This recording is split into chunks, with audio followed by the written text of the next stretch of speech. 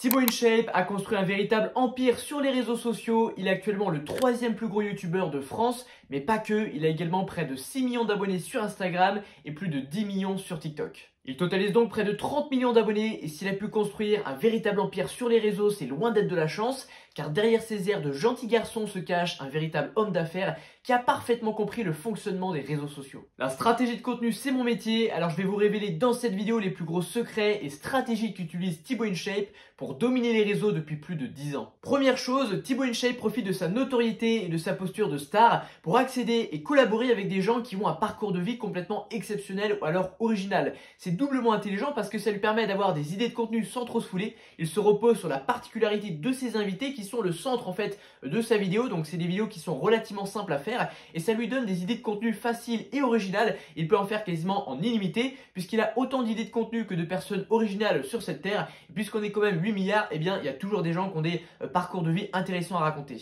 Il collabore par exemple avec des sportifs de haut niveau comme Cédric Doumbé récemment, ou alors avec des gens qui veulent se transformer en aliens, ou encore avec des gens qui ont une catastrophe de vie comme une brûlure, ou alors la perte d'un enfant, de la torture, ce genre de choses. Deuxième chose, Thibaut InShape manie à la perfection l'art de polariser, ça crée de l'engagement sur ses contenus et ça l'algorithme il adore. Il y a notamment des gens qui vont débattre en commentaire, ils vont se taper dessus, surenchérir. Il aborde pas mal de sujets délicats comme l'argent, le voile. Récemment il a mis un drapeau français dans sa salle de sport, ce qui lui a valu une polémique. Il a également posté une photo de lui quasiment nu avec son trophée des 10 millions d'abonnés et d'autres vidéos comme celle-ci que je vous laisse constater par vous-même. En fait Thibaut est l'un des rares influenceurs mainstream à prendre autant de risques dans ce qu'il dit, alors ça lui a valu des polémiques mais globalement il s'y retrouve parce que ça fait aussi beaucoup parler de lui. Troisième chose, Thibaut a parfaitement compris un élément fondamental pour réussir sur les réseaux. Il vaut mieux refaire ce qui marche plutôt que de chercher à réinventer la roue. Donc Thibaut, il a tendance à bien suivre les tendances. Il va beaucoup observer ce qui se fait aux États-Unis parce que vous le savez, aux US, ils ont beaucoup d'avance sur nous. Et donc il va choper des concepts aux US et les ramener en France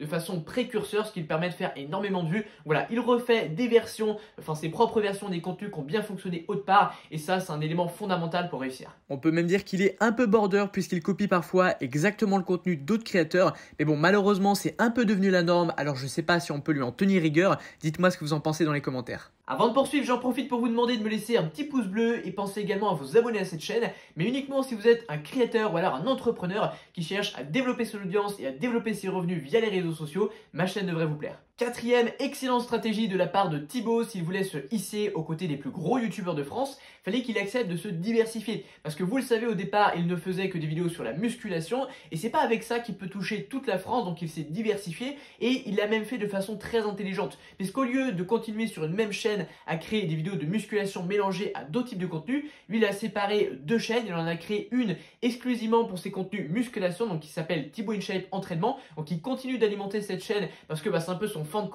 de commerce, hein. Lui il vend des programmes, il a une application dans le sport, il a également une marque de vêtements dans le sport, une marque de protéines, de bouffe dans le sport, etc. Donc c'était logique qu'il continue, mais il a bien fait de ne pas laisser tout ça sur sa chaîne principale.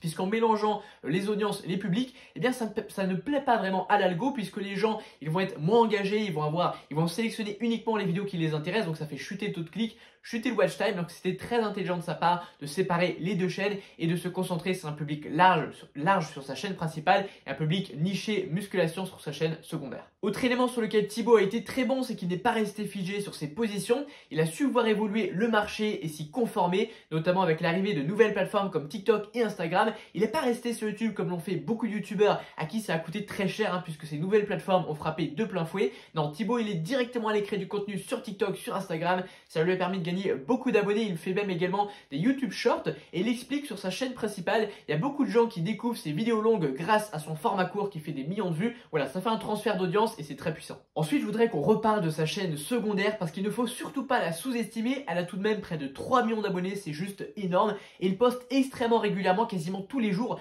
un peu moins ces derniers temps, mais pendant très longtemps, il a posté une vidéo par jour. Et c'est cette petite chaîne, mine de rien, elle fait énormément de vues. En fait, Thibaut InShape, il a une stratégie de SEO. Le SEO, ça consiste à se placer sur le moteur de recherche. Et donc, dès que les gens vont taper quelque chose du type comment muscler ses abdos, comment avoir plus de cuisses, comment muscler ses pecs, etc., eh bien, Thibaut InShape va créer plein de vidéos. Donc, ce sont souvent des entraînements sportifs qui vont se référencer. Et donc, petit à petit, c'est des vidéos qui vont faire énormément de vues sur le long terme. Donc, quand elles sortent, elles font 50, 100 000 vues, ce qui n'est pas énorme pour une chaîne de sa taille.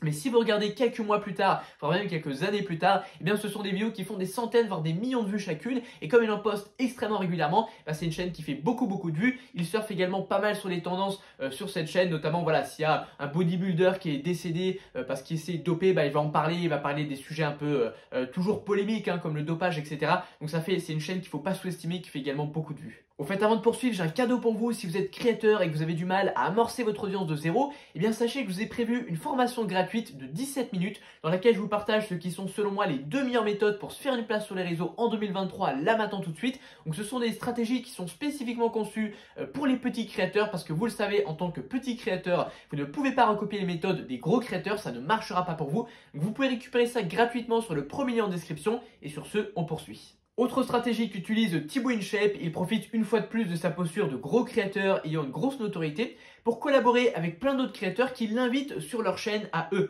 Et ça, c'est doublement efficace parce qu'une fois de plus, quand vous vous faites inviter, eh ben, c'est relativement confortable pour 2 raisons. La première, c'est que c'est pas vous qui avez à trouver le concept, hein, c'est la personne qui vous reçoit, qui vous propose un concept, qui va structurer, organiser toute la vidéo. Thibaut InShape, lui, n'a juste qu'à arriver, poser son cul sur la vidéo et la tourner tout simplement. Et puis, bah, en plus de ça, c'est pas lui derrière qui va avoir à s'occuper du montage. Bon, même si c'est pas lui qui fait le montage, hein, il a un monteur pour ça. Mais globalement, ça lui fait quand même des économies de travail, de temps, etc.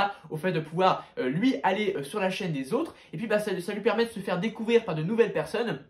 Enfin, il est tellement connu que je pense que tout le monde le connaît, mais même si les gens le connaissent déjà, ça ne veut pas dire nécessairement qu'ils le regardent en ce moment. Et donc, à chaque fois qu'il passe chez une chaîne d'un de ses concurrents, enfin d'un autre youtubeur, pas forcément concurrent, eh bien ça fait une petite piqûre de rappel aux gens. Ah, c'est vrai, Thibaut InShape, ça fait longtemps que je peux aller voir une vidéo chez lui. Donc les gens, suite à la collaboration, vont aller voir son contenu, vont se reprendre un peu dedans, ils peuvent enchaîner 3-4 de ses vidéos et donc ça lui fait beaucoup de notoriété. Et puis il faut le dire quand même, ce mec est une véritable machine de guerre, il est ultra productif, il est un gros bosseur sans aucun doute. D'ailleurs il l'a dit en interview, ça fait des années et des années qu'il n'a pas manqué une seule vidéo. Il en poste plusieurs chaque semaine rien que sur sa chaîne YouTube. Et c'est sans compter toutes les vidéos courtes qu'il poste sur TikTok, Instagram, YouTube Short, etc. Il en poste tous les jours. Donc clairement la régularité c'est important sur les réseaux et ça paye. Il est arrivé également au bon moment, hein, faut le dire également. Quand vous avez commencé à créer du contenu il y a 10 ans, il y avait quand même beaucoup moins de concurrence. Mais voilà, c'est pas tout le monde qui a réussi à durer. Lui a réussi à le faire et à très bien le faire. Il a même réussi à monter d'année en année. Donc félicitations à lui. C'est un bel exemple de réussite en matière de création de contenu.